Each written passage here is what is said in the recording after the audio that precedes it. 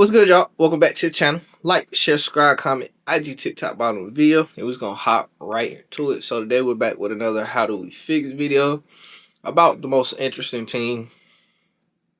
I don't know. But we will be talking about the Cleveland Cavaliers. So the Cleveland Cavaliers just got swept by the New York Knicks in a very disappointing series. Now, the Cleveland Cavaliers have been a very interesting team this postseason. After games 1 and 2, we thought they was gonna get Toronto up out of here way faster than they did. They went to 7 with a team we feel like they shouldn't go to 7 with. Well, it depends if you want to go Brandon Ingram, Scotty Barnes. Brandon Ingram was absolutely struggling that series. Went to 7 with the Pistons. Pistons are a great team. That wasn't too crazy, but they absolutely got ran off the floor in this last series with the Knicks.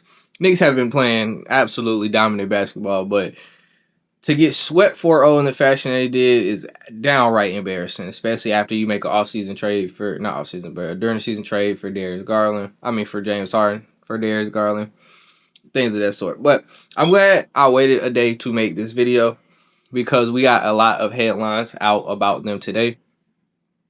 With one, we got that, Kenny Atkinson will stay as their coach. I kind of expected that. Kenny Atkinson is a good coach, even though that analytics comment he had was crazy.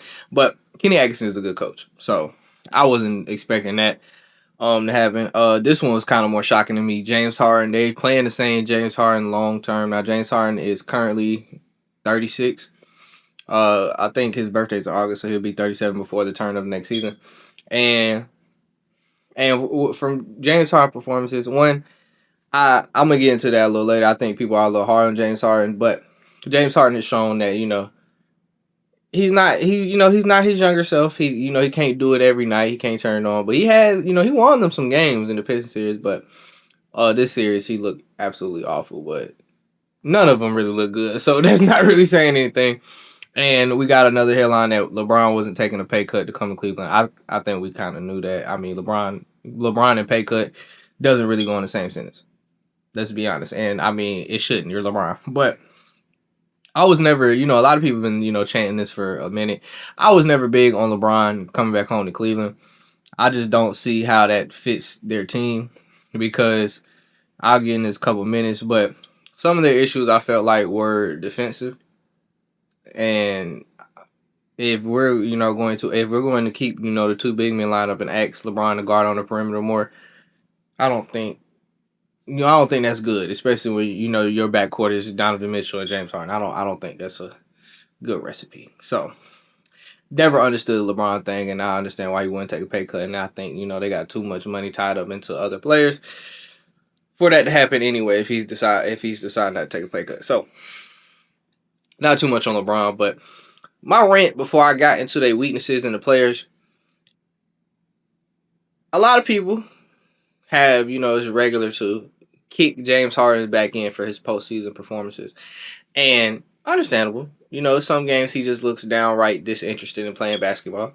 And like I said, but he is 36 at the same time. And I feel like we're putting a lot of, obviously, people, I guess when they traded Darius Garland, they were thinking, he was going to be the two to Donovan Mitchell. And I think that's unrealistic with how this team is constructed. People love to kick James Harden back in. And I might do a video about his previous year. But sticking on this year, he literally won them and kept them in the Detroit series. If he does not close out Game 3, we're probably not even talking about Cleveland right now. They probably get their ass beat by Detroit if they go down 3-0. I mean, literally, nobody's ever came back from 3-0. So if he doesn't close out Game 3 and play well in Game 4 and 5, we're probably not even talking about this right now. So I think he does deserve some credit. Obviously, like I said, none of them really played well this season. He was one of them. He didn't play well. But who's back I think we need to kick in is Evan Mobley. Now, I will say Donovan Mitchell didn't perform to the usual playoff Donovan Mitchell standards. Donovan Mitchell has been somebody who's, for the most part, played really well in the postseason. And for his standard, he did not play well this postseason. But it wasn't god-awful. But somebody back that need to be kicked in is Evan Mobley. Evan Mobley is a 24. He's getting paid big money. He's won a Defensive Player of the Year. Evan Mobley doesn't have the motor. For all the skill and ability he has at that size, he just does not have the motor. If Evan Mobley was aggressive, Evan Mobley would be scoring 25, 26 a game. Like, if he was aggressive, he would be probably a 26 and 12 dude, something like that.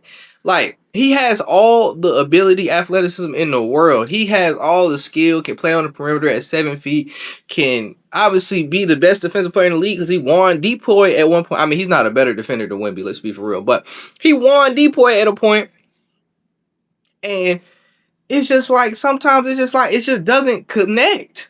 Like, it was a statistic out there, if he hit his numbers, they usually win. Bruh, there's no way Evan Mobley with his ability, skill, and size should be at 18 and 8 dude, bro. Evan Mobley should be averaging at least 24 with his skill and ability if he was just aggressive, but there is no aggression behind Evan Mobley, and I do not understand why we don't talk about it more. People talk about it, but this is when we bring on the Cleveland Cavaliers, people keep going to James Harden just because of his past performances, but he's 36. Evan Mobley is 24. Evan Mobley should be performing right now. We should not be asking a 36-year-old to help us in a playoff game. It should be our 24-year-old who's getting paid. I don't understand. Evan Mobley is just, the lack of aggression just pisses me off for how talented he is. He should be way better. And the fact that the conversation is around James Harden, it should not be. It should be around Evan Mobley. Why is Evan Mobley not playing to, obviously, the third overall pick? You're not, some drafts you're not expecting a superstar, but like, look at him. Look at his talent. Look at his ability. Look. He should be just playing way better. It's just not there, the motor. And I just don't get it. But I got a little way more passionate than I thought I was going to get with that. But their weaknesses on this team is point of attack defense. I think so. Because I felt watching them. I just watching them. One, letting James Harden die in isolation with Jalen Brunson game one after you're up 20 was just crazy to me. Like, they just watched him die. There was no type of adjustment. I don't understand why teams don't do what the Knicks do more with Jalen Brunson. Obviously, Jalen Brunson is not a great defender. But teams try to attack Jalen Brunson. But what they do with Jalen Brunson, what he does, he's hedged the screen and recovered. So if my thing was, if they're attacking James Harden, you can see that clearly. And y'all have, made your mind that y'all want Josh Hart to beat y'all, which makes sense. I mean, I understand. Josh Hart did shoot well this offseason. He doesn't shoot a high volume. He's not shooting he's not creating his own shot and shooting step back threes and things of that sort, but he did shoot well this season from three. So I understand the thinking around wanting Josh Hart to beat you. If that's the guy y'all have decided to beat him, why not have James Harden guard him? If they're going to bring him in the screen and roll, have James Harden hedge and recover. Because y'all was trying, at one point in the series, y'all was going to let Josh Hart beat y'all, but it was like, it'll swing. He'd be wide open. Like, nobody's running him. And I get y'all want him to beat him, but he's wide open. At least with a hedge and recovery, you have somebody who's at least running to contest at him. And you don't have James Harden trying to guard Jalen Brunson on the island. But I think they just lack point of attack defenders. I mean, they had Keon Ellis who played defense well, but Kenny Atkinson wasn't giving him much minutes. He played a little bit earlier, game 4, but over this postseason, Kenny Atkinson, especially minutes he was getting Sacramento, he's not giving him a lot of minutes. So, but at the same time, it's hard to play Keon Ellis on this team because you have Donovan Mitchell and James Harden in your backcourt. So that'll make y'all, if you wanted to play all three of them, that'll make y'all super small. Donovan Mitchell is what? I don't know what he listed at, but Donovan Mitchell looked like he's 6'2". James Harden 6'5", and we already know what he does. He's not a good defender. Donovan Mitchell isn't either, even though Donovan Mitchell is kind of crazy because he has the tools to be a good defender. It's just not there. And, then you have Keon Ellis who's like 6'3", 6'4". It's like, oh, y'all real small. And they already play small because they be playing Max Strus at the 3. They'll play Sam Merrill at the 3. So they're already pretty small. He tries to put Dean Wade in there at the 3, but Dean Wade is a cool defender, but I don't think he's enough. So I think they do have to figure out point of attack defense. I don't know who exactly that would be to fit. I think it would have to be somebody with some size to play the 3. If they do intend on, keeping this team together as it's constructed and keeping 2 big men with Mobley and Allen. So it would have to be somebody with some pretty good length, especially when with your backcourt. I also will say, with them keeping this team together, I think it just brings up an issue that I always bring up with team construction. I think at this point we have seen enough. You can't really win when when both of your backcourt members can't play defense. Somebody in the backcourt has to play defense. Like, this literally has been a recipe with any team. I feel like that's won in the last year. I mean, we go all the way back to the Warriors. Klay Thompson, Steph Curry is, what he is on defense, but Klay Thompson.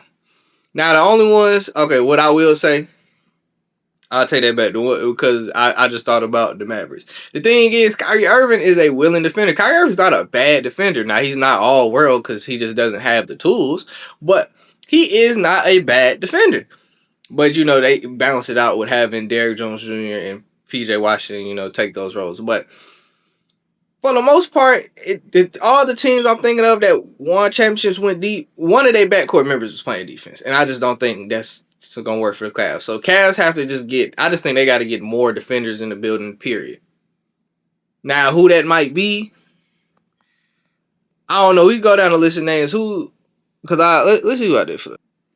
I'm not gonna lie, nobody I see in free agency I'm a big fan of. I mean that or that I think they can get to lure to them. So I'm not even really gonna be big on names this video as I have been in the previous How to Fix videos. But I just think that's all. They gotta get more defenders in the building, people who are willing to play defense.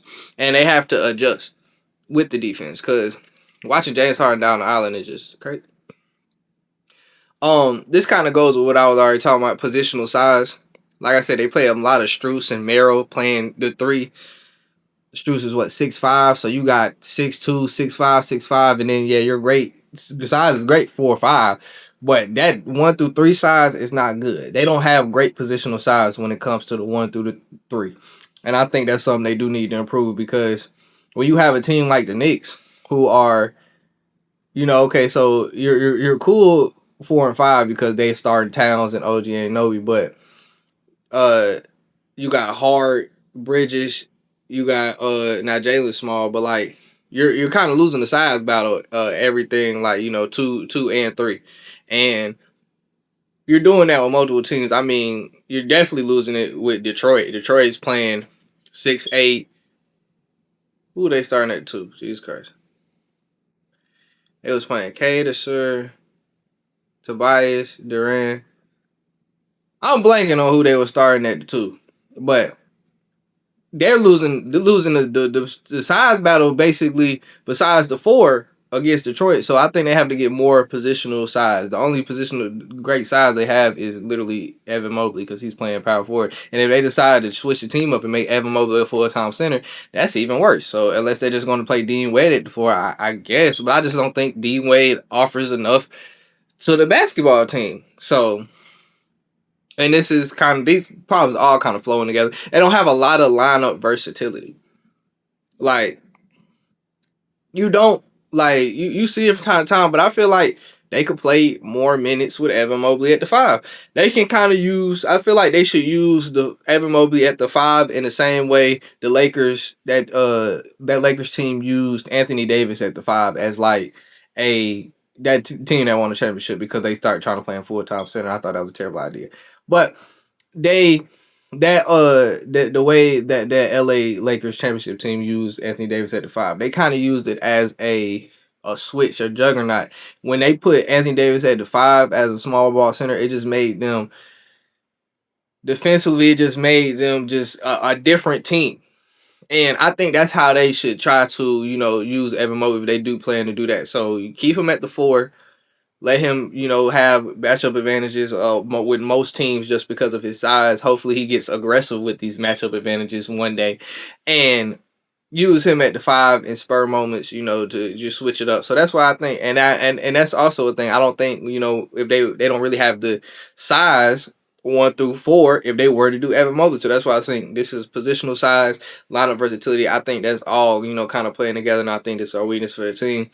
And hopefully, really they just all didn't perform well anyway. But I think that's really all I got to say today. I got very much more passive aggressive about this video than I was supposed to. Well, not now I was supposed to, but then I thought I was going to be. So Like, share, subscribe, comment. I do TikTok on the Ville, and we out.